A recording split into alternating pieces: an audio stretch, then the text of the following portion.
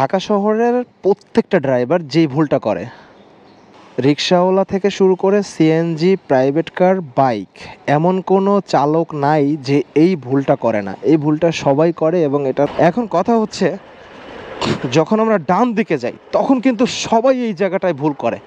ধরেন ডান দিকে যাওয়ার জন্য আমি যেটা করব, ধরেন আমি এখন এই ডান দিকে যাব, সবাই যে ভুলটা করে সেটা হলো এই যে এই পাশ থেকে চেপে এখান থেকে ডানে ঢুকে যায়। আসলে আমার সাইড কিন্তু এটা না, আমার সাইড কিন্তু ওই জায়গা থেকে ঘুরে এই পাশ থেকে এসে এখান থেকে ঢুকলে কোনো ধরনের দুর্ঘটনা হওয়ার সম্ভাবনা থাকবে না। আর যদি এই জায়গাটা থেকে রং সাইড থেকে ঢুকি, এদিক দিয়ে আসলাম, এসে হচ্ছে এই রং সাইড দিয়ে ঢুকি, তাহলে এই পাশ থেকে ধরেন একটা গাড়ি বা একটা বাইক, একটা সিএনজি অনেক স্পিডে থাকতে পারে, তার সাথে কিন্তু আমার মুখোমুখি সংঘর্ষ হবে এবং সেও দ্রুত আসে, আমিও রং সাইড থেকে এসে দ্রুত ঢুকে যাই। তো এই ভুলের কারণে কিন্তু এই মোড়গুলোর ভিতরে, বিশেষ করে রেসিডেন্সিয়াল এলাকা বা ঢাকা সিটিতে বেশিরভাগ জায়গায় এল টার্ন ইউ টার্ন নেওয়ার সময় মানে প্রত্যেকটা চালক, ইভেন আমিও এই ভুলটা একসময় করতাম, আমি যে করি নাই সেটা কিন্তু না, আমিও করছি, কিন্তু আমার কাছে মনে হয়েছে যে এই বিষয়টা নিয়ে একটা ভিডিও তৈরি করা উচিত এবং প্রত্যেকে নিজের জায়গা থেকে যদি চেঞ্জ না হই, না শুধরাই, তাহলে কিন্তু বড় ধরনের একটা ভুলের মধ্যে আমরা কোনো না কোনো একটা সময় বড় একটা ভুল হয়ে যাবে, বড় একটা দুর্ঘটনা হয়ে যাবে এবং এর মাসুলটা খুব বড়ভাবে দিতে হবে। আমার ঘোরার নিয়মটা আমি দেখাই, আমি একটু পিছনে গিয়েই দেখাই, আমি এই রং সাইড থেকে ঢুকতে চাই না।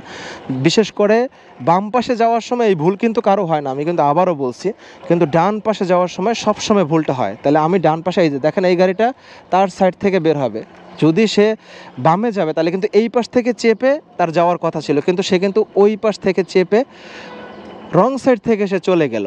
তো এটা প্রত্যেকটা চালক করে, আমি যে বলেছি যে রিক্সা থেকে শুরু করে সিএনজি, প্রাইভেট কার, বাইক সবাই করে। আসলে ঢোকার নিয়মটা কিন্তু এখানে। এখন আমি এখানে দাঁড়ায় থাকি, দেখি ওই গাড়িটা কোন দিকে যায় এবং কোন সাইড থেকে যায়। দেখেন সে কিন্তু এই যে বামে যাবে, এই যে সে ঘুরতেছে, এখন তার ঘোরাটা কিন্তু ঠিক আছে, কিন্তু আমি যদি এখানে না থাকতাম আমি শিওর এই গাড়িটা ঠিক এদিক দিয়ে এসে এই পাশ থেকে চলে যেত। এই যে ভুলটা, এই ভুলটা থেকে আমাদের বের হয়ে চলে আসতে হবে, তাহলে হচ্ছে মোড়ের ভিতরে দুর্ঘটনা ঘটার সম্ভাবনা থাকবে না। এখন এই যে আমি ডান দিকে যাব, এই যে দেখেন ডান দিকে অনেকে মানে যেটা করে এইখান থেকে ঢুকে যায়, এখান থেকে না ঢুকে এই দেখেন রাইট ওয়েটা হয়েছে, আমি আমার সাইড থেকে দেখে শুনে এখান থেকে চলে যাব। এতে করে এই দিক থেকে যদি কোনো গাড়ি বাইক অনেক স্পিডেও আসে, সে তার সাইডে থাকবে, সে তার সাইড থেকে হচ্ছে বামে যাক বা ডানে যাক সেটা তার ইচ্ছা মতো সে চলে যেতে পারবে, তখন কিন্তু কোনো ধরনের কোনো ঝামেলা হবে না।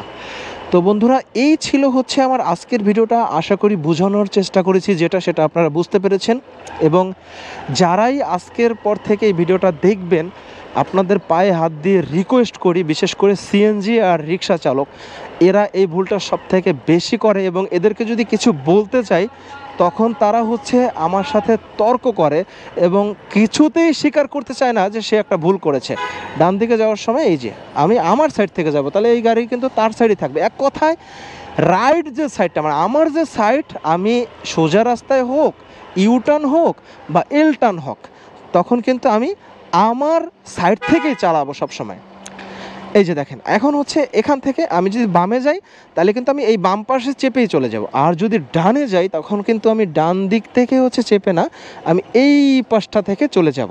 এটাই ছিল আজকের ভিডিওর মূল বিষয়। আশা করি বুঝাতে পেরেছি। যদি ভালো লাগে তাহলে অবশ্যই একটা লাইক দিবেন, এছাড়াও ভিডিওটা শেয়ার করে দিতে পারেন যাতে যারা এই ভুলের মধ্যে এখনও আছে তারা যাতে শুধরাতে পারে। তো বন্ধুরা, সুস্থ থাকুন, ভালো থাকুন, খুব শীঘ্রই দেখা হচ্ছে পরবর্তী ভিডিওতে। আল্লাহ হাফেজ।